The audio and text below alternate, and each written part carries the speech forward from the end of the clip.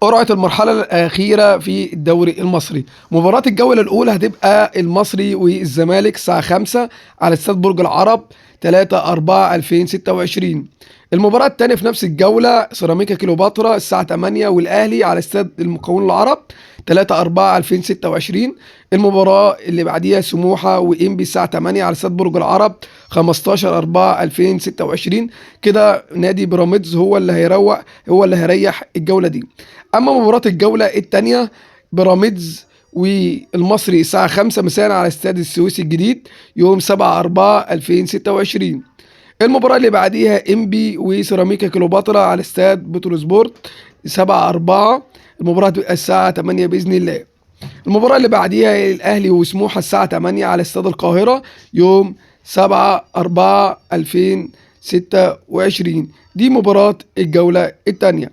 مباراة الجولة الثالثة سموحة وسيراميكا كليوباترا يوم 22/4/2026 الساعة 8 على استاد برج العرب. والمباراة اللي بعديها المصري وإنبي الساعة 5 على استاد السويس الجديد يوم 23/4/2026.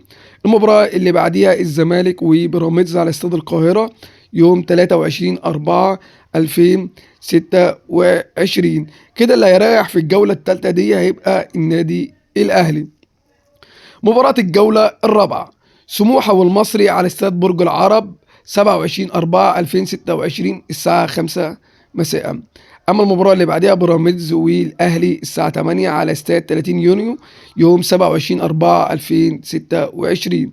المباراة اللي بعديها نادي الزمالك وإنبي الساعة 8 على استاد السويس الجديد يوم 27/4/2026. دي مباراة الجولة الرابعة. أما مباراة الجولة الخامسة بيراميدز وإنبي الساعة 5 على استاد 30 يونيو يوم 1/5/2026. المباراة الثانية بنفس الجولة سيراميكا كليوباترا والمصري الساعة 5 على استاد برج العرب 1/5/2026. المباراة اللي بعديها بين الزمالك والأهلي الساعة 8 على استاد القاهرة 1/5/2026. أما مباريات الجولة السادسة سموحة والزمالك طبعا لسه ما تحددش التوقيت بس هتبقى يوم 5/5/2026 على استاد برج العرب. أما المباراة اللي بعديها هتبقى الأهلي وإنبي برضه ما تحددش التوقيت على استاد القاهرة 5/5/2026.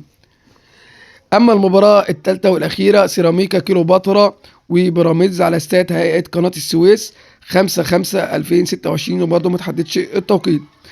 مباراة الجولة الأخيرة الجولة السابعة بيراميدز وسموحة على استاد السويس الجديد 20/5/2026 وما تحددش التوقيت. أما بالنسبة للمباراة اللي بعديها الزمالك وسيراميكا كليوباترا على استاد القاهرة 20/5/2026 ما تحددش برضه التوقيت. والمباراة الأخيرة المصري والأهلي على استاد المقاولون العرب 20/5/2026. كل التوفيق للفرق المصرية.